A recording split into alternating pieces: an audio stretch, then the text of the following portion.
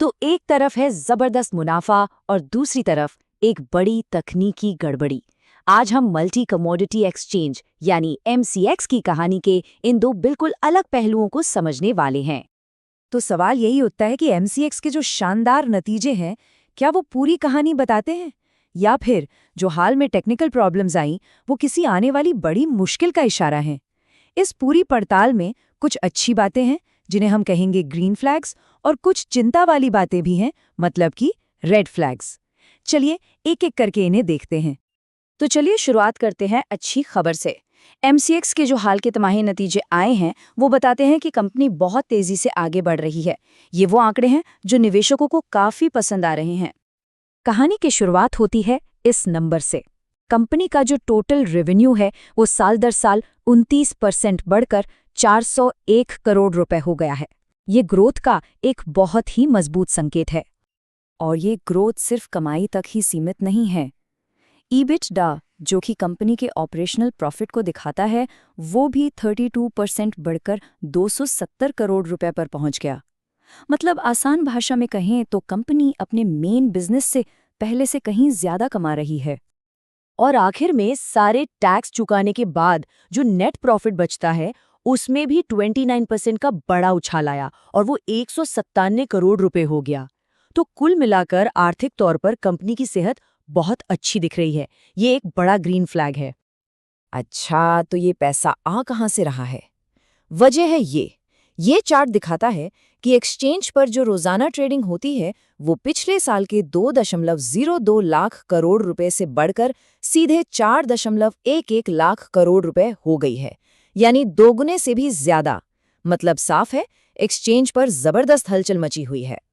लेकिन सवाल ये है कि लोग इतनी ज्यादा ट्रेडिंग कर किस चीज में रहे हैं?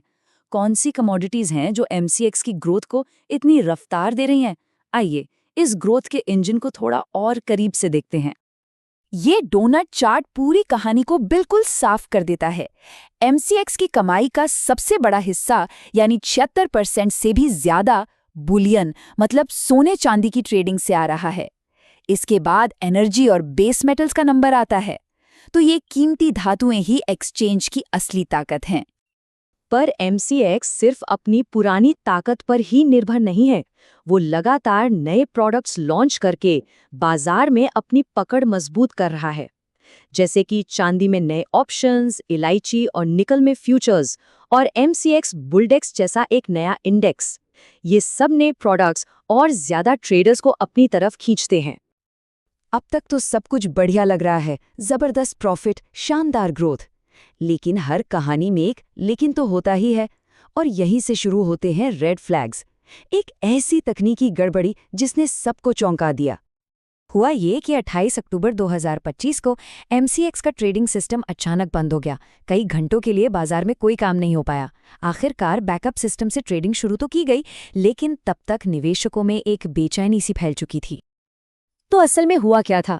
इसे आसान भाषा में समझें तो सिस्टम में हर तरह के डेटा के लिए एक डिजिटल अलमारी जैसी बनी होती है, जिसकी एक तय कैपेसिटी होती है।